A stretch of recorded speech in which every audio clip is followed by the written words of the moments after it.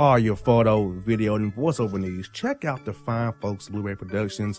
They will take good care of you. If you don't believe me, you can see for yourself. Check out their work at blueberryproductions.tv, the Facebook page, Blueberry Productions, also a Vimeo page, a YouTube page, and it's Blueberry, BLUBERRY, Prod on Twitter. Check them out today.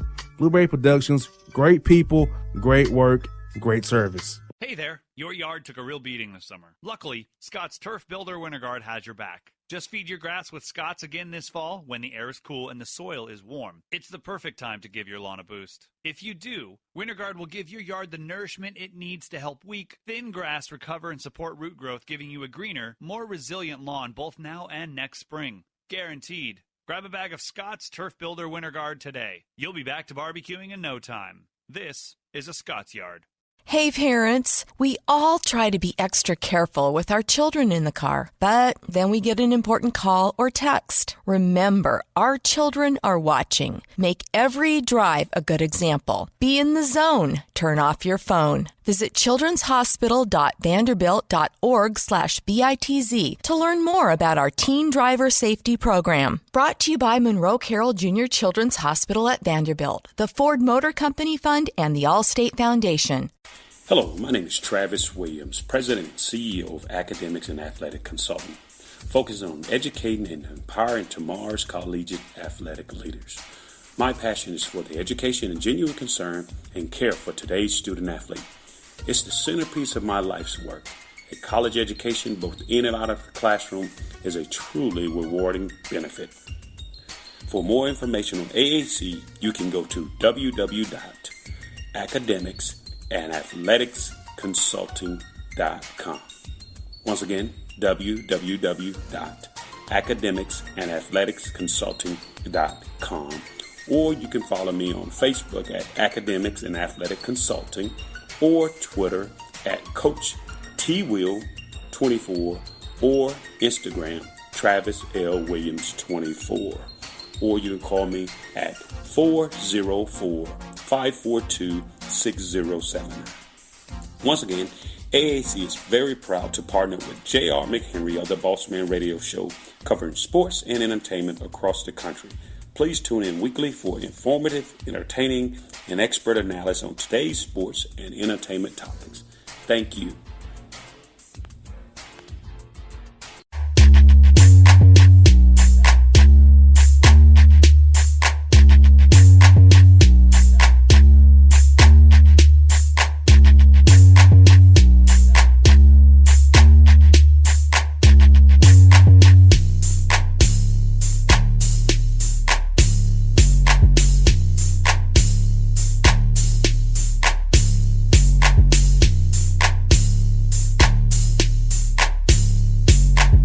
What's down the Bossman Show? Time for the JC Sports Report with my man JC Smith, host of the Essential as Blank podcast with his folks in Memphis, Tennessee. My man JC, how's quarantine life, brother, going for you guys down there in the 901, man? Boss, what's good, man? Hey, we coping, man. We maintaining, staying strong up here, man. Just trying to follow all the rules and, just take it day by day, man.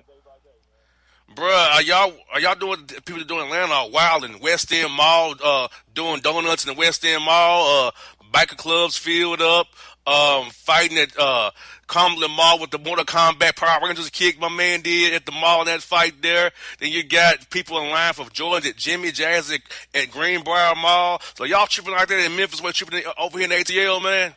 Nah, we ain't wilding out like that, man. I think if anything, it's kind of like low-key here as far as house parties and cars kind of peeling out, in certain areas, neighborhoods showing out. But as far as, at the malls and showing out like that, it ain't happened here yet, but I'm sure it's going to come, though. No doubt. Well, bro, we're going to get into the lad dance today. First, I want to talk about the coaching carousels. Been some stories about the Rockets potentially wanting to bring in Jeff Van Gundy as the new head coach because they don't think they'll bring back Mike D'Antoni. The negotiations are going terribly right now. And they said Van Gundy wanted to come back before they hired D'Antoni, but Leslie Alexander, the old owner, who fired Van Gundy, did not want him back. No, Daryl Morey wanted Van Gundy. Also, Mark Jackson was out in the news saying he hopes to coach again one day. If I'm Mark Jackson, bro, I got a cush job doing ESPN. I know I want to coach, but that's a guaranteed $2 million a year for Mark Jackson. Just a cush job. I don't know about that. And Tom Thibodeau, we know he burns people out. Minnesota and Chicago and the Knicks and the Rockets. I don't think none of them players will want to play for Tom Thibodeau and his rigid old ways. What are your thoughts, bro? Yeah, it's kind of like the out with the old, in with the old, as far as the rumors and everything, man. And, in today's NBA, man, like you said, Thibodeau's an old school defensive minded. He's going to run his guys to the ground. I think Van Gundy is under the same, same notion as well. An old school guy, defense first. I think Van Gundy could probably adapt better than Thibodeau in today's NBA. But like I said, you want to give other guys a chance, man. Young guys, young innovative guys. They're offensive minded. The way the league is going, man. Like I said, I would rather see Mark Jackson get another chance to coach as opposed to Jeff Van Gundy, because the way that Mark Jackson was done at Golden State, I think he above anybody should be number one on any owner's list or GM's list for as far as a retread coach to bring back into the league, man.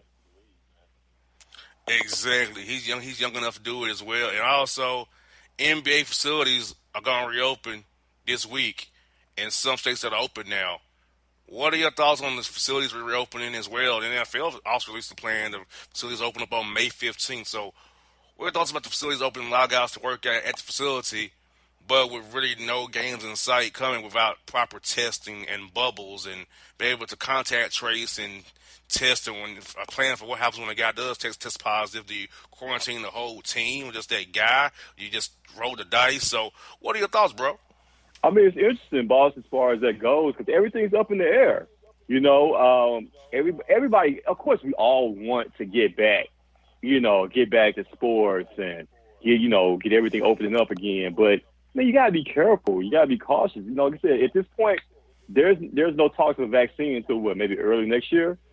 So at minimum. Yeah, at minimum. So, like I said, you are running the risk of players, getting the virus, and then at that point, are we right back at square one?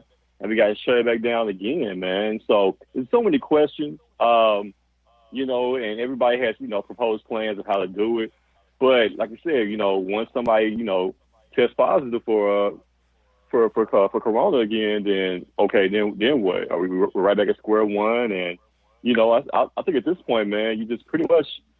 I say until the fall, don't worry about any sports this summer, man. Just, go ahead, just keep as schedule, and then we'll come back to it, during the fall.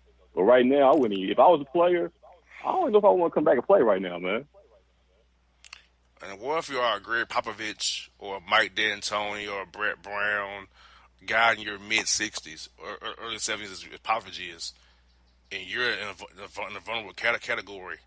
A lot of we're forgetting about these coaches who are very much older with diabetes and blood pressure and things, comorbidities. That think about them too. Are we risking putting our coaches in harm's way now as well, just for the sake of playing? Right, you gotta take that into account also, man. Like, I do not envy Adam Silver right now and the decision that he has to make going forward, man. That's tough, man, because you're gonna get criticism either way it goes, whatever you do. Nobody's gonna be 100% happy with whatever the decision is, but that's a tough spot to be in. But you're right, you gotta take into consideration, the older coaches, and God forbid that one of those older guys, would come down with it, and then man, that wouldn't be good at all, man. No doubt. Let's turn to the last dance. Dennis Rodman. Let's start that episode, bro. Rodman working with the bad boy Pistons. They traded him after he went slept with fussy, but at the Palace of Auburn Hills to San Antonio, who then hit in with the Bulls, and the Bulls kind of let him do Dennis, but then Dennis, would play when he wanted to play, and when Scottie Pippen was out, Mike needed him more, and Dennis Rodman liked that. When Scottie came back, he's like the dread 30 wheel again, and he kind of went like, off the grid again. And he needed a vacation in Las Vegas, and supposedly Jordan had to go get him with Carmen Electra in the room. So, what are your thoughts on the episode, brother, of the Last Dance, man, with Dennis Rodman and them boys? Hey, like you said, I'm tuned in to each and every episode. I'm reliving my childhood once again, and I thought I knew everything. But like I said, I find out new things here and there in regards to, you mentioned Dennis Rodman. I think it was a perfect storm, man, that Dennis, landed with the Bulls. Because just imagine if Dennis Rodman would have gone anywhere else after, the 2 years with the Spurs, and he pretty much burned himself out there and pretty much turned everybody against him as far as inside the organization and the team. David Robinson couldn't stand Dennis Rodman, so they were ready to get rid of him. And Greg Popovich was the GM of the Spurs who made that trade with the Bulls to get rid of Dennis Rodman, man. So just imagine if Rodman would have ended up anywhere else other than Chicago at that time. Rodman may have been out of the league, a year or two after that. He may have had, a year stint here, a year stint there, because it would only work with a coach like Phil Jackson. It would only work with the greatest of all time, like Michael Jordan. It would only work with a Scottie Pippen, guys that knew Dennis Rodman, knew the player that he was, but also knew that Dennis had to be Dennis. And, you had to give him a little leeway. You had to give him a little rope there as far as allowing him to do what he wanted to do, because you knew at the end of the day, and definitely Jordan knew at the end of the day, hey, this guy can help me win championships. And Phil Jackson had to, handle him with kid gloves. Like, you had to know when to be stern and know when to kind of lay off with Dennis Rodman. So it all worked out perfectly, man. And Dennis Rodman, at the end of the day, even though he was going to do him, he had the utmost respect for Michael Jordan, for Scottie Pippen, because he knew the caliber of players that they were.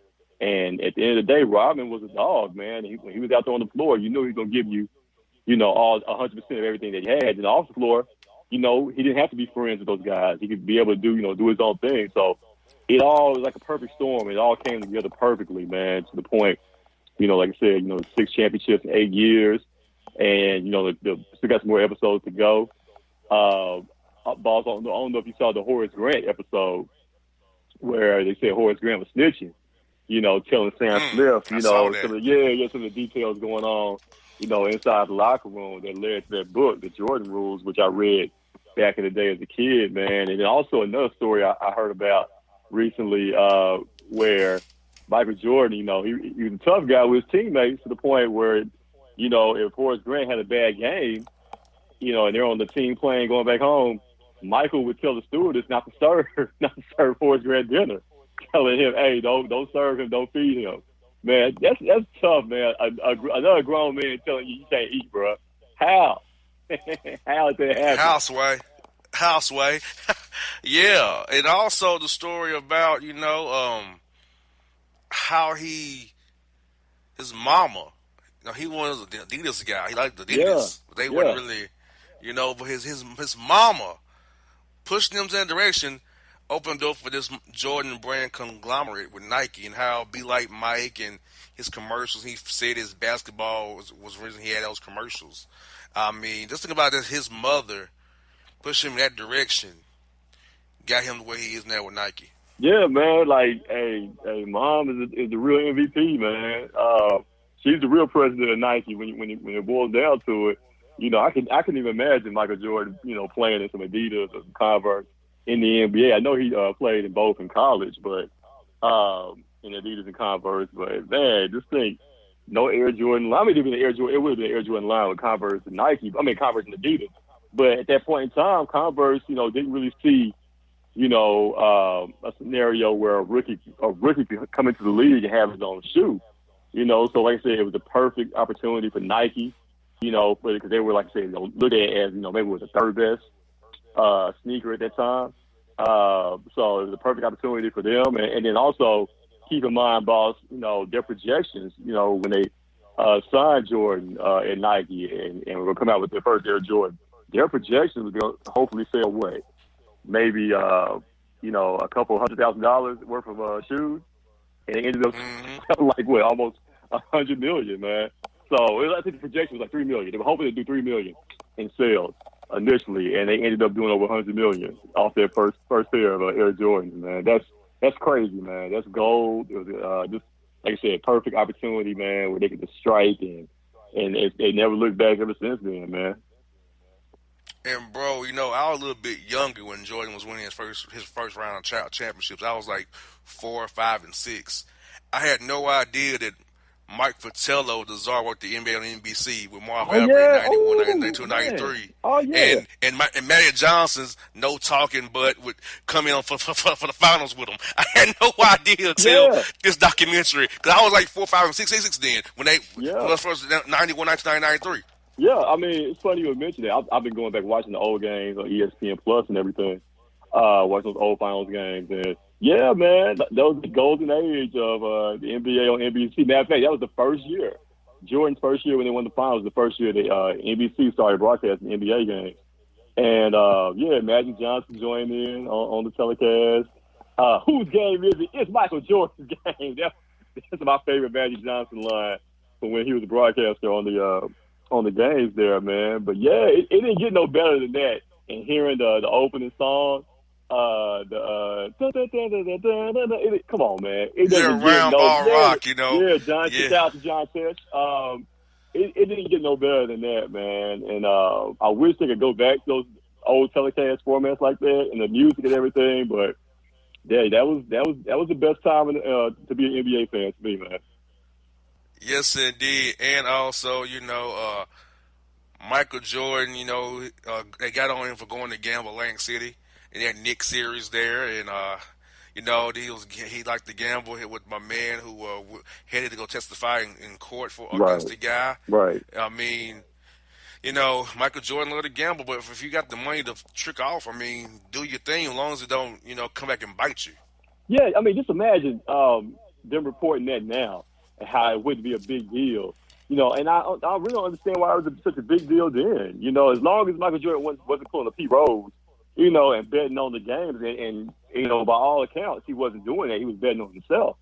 As long as he's betting on himself outside the game, like, whose business is it? Like, why was it? I guess, during that time, they felt like, of course, when somebody gets so big, it's always going to be somebody trying to pull him back down a little bit, bring him back down to earth. And, like, they had to do something, get something on Jordan.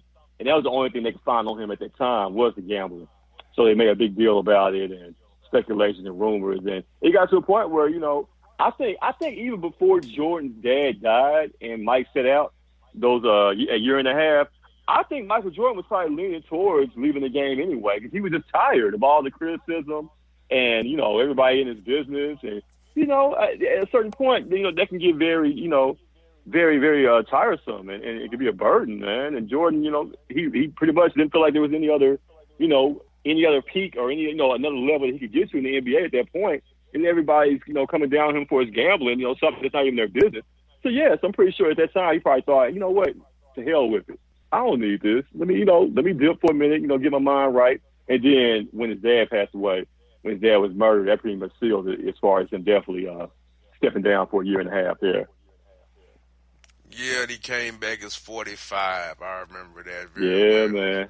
It's 45. So, yeah, I mean, it's been interesting. Oh, yeah, and the Dream Team practices, that Dream Team practice where, they, Magic Johnson, talking junk to Michael Jordan. He went off in practice and went to crap talking them all and ended up winning the practice in the Dream Team, and how he made a power play or political move using the flag to cover up the Reebok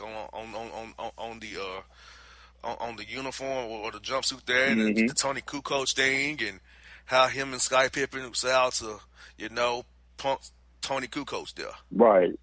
Yeah, man. Poor Tony. He didn't stand a chance, man. But yeah, when you talk about the Dream Team and the greatest team ever assembled, and all the players on that team, except Isaiah Thomas, that's a whole nother story, man. But Michael was just so driven. Like, say what you want as far as Mike off the court, him not wanting to take a stand as far as politics or anything like that.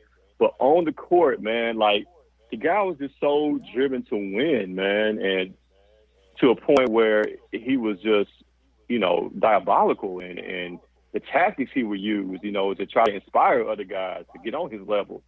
Mike, was something, you know, that we'll never see again as far as somebody that, you know, maybe Kobe was the next closest thing, but somebody that driven to win, man, and surrounded by all those other all-stars on the Dream Team, and how Mike just had to be the best regardless, man, at anything he did, whether it was practice, playing cards, golf. Like, Mike had to win and win at all costs, man. And, you know, somebody with that much drive, you will never see that ever again. And, you know, I also kind of looked at the series as Phoenix and kind of how, like, you know, Phoenix had some chances. They was up late in some games there, and the Bulls just had the belief more. They could execute in crunch time. But I didn't realize how really close that series was, Phoenix and the Bulls, that Phoenix had some chances had they not just, you know, made a shot or two here and there. It's truly, like Jeffrey Gunning says, a make-or-miss league. Right. You know, I think the Phoenix series 93 and then the Utah series that last year. No, sorry, 97. 97, 98, they played the Jazz back-to-back. Those are probably the toughest finals the Bulls had during that run, as far as being pushed to the brink there. Yeah, but Phoenix got down early in that series. They were down 0-2 to the Bulls there, and, you know, had to kind of fight and claw to get back into that series. But that was a very talented Phoenix team. You know, Charles Barkley, MVP that year. You're talking about All-Star and Kevin Johnson and Dan Marley. You had some players on that squad, man, and they definitely gave the Bulls some problems here and there. But being the fact that they went down 0-2 pretty much sealed the fate that Phoenix was going to lose that series. No doubt. Well, bro, I tell you what, man, we're going to watch this documentary here on Sunday, Mother's Day coming up here. We'll watch that and we'll recap some more of that next week. And we'll also look at the NFL contingency schedule, because schedule release is coming out, but we all know those dates are in pencil. Right. Exactly. To be determined. Right, at this point. Yes, indeed. Well, bro, hold it down, man. Good catching with you as always. As always, brother, be safe. We'll talk to you next week, man. All right, boss. Appreciate you, bro. That's J.C. Smith, him the Bossman Show.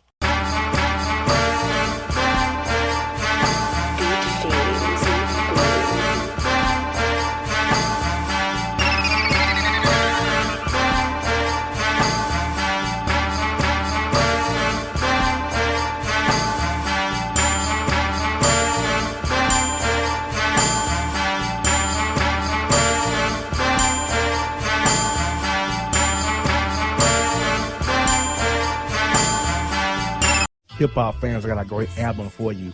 The debut album from Family Grind ENT, True Speech and 313 Fresh. We're going to give you 2 discs, 33 songs of pure, genuine hip-hop.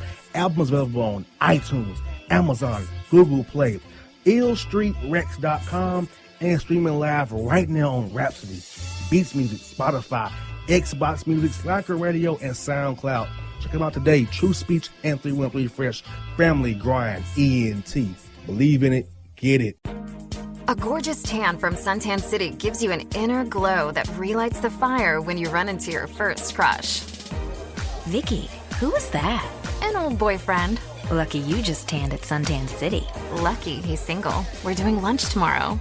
Won't be single for long then.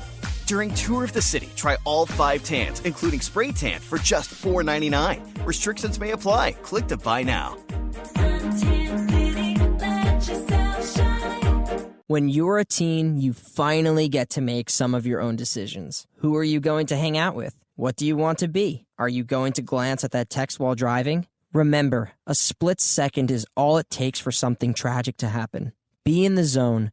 Turn off your phone. Visit childrenshospital.vanderbilt.org/BITZ to learn more about our teen driver safety program. Brought to you by Monroe Carroll Jr. Children's Hospital at Vanderbilt, the Ford Motor Company Fund, and the Allstate Foundation. It's maybe the night that my dreams might let me know. All the stars are closer. All the stars are closer. Tell me what you gonna do to me. Confrontation ain't nothing new to me. You could bring a bullet, bring a sword, bring a morgue, but you can't bring the truth to me. Alexa, play Kendrick Lamar and SZA. Okay. Maybe the night that my dreams might let me know. All the stars are closer. With Amazon Music, a voice is all you need. Get tens of millions of songs. Download the Amazon Music app today.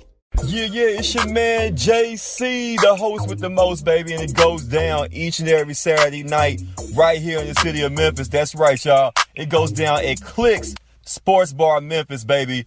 3705 Malco Way, Memphis, Tennessee, 38125. Come out and join us, the Three Kings, each and every Saturday night for the livest karaoke in the city. Everybody gets in free till 10 p.m. Only $5 after. Great food. We got drink specials. We got all kind of games, man. We got the pool tables popping. Whatever you want, we got you, man. Come on out. Have a good time with us each and every Saturday night. That's Clicks Sports Bar, Memphis.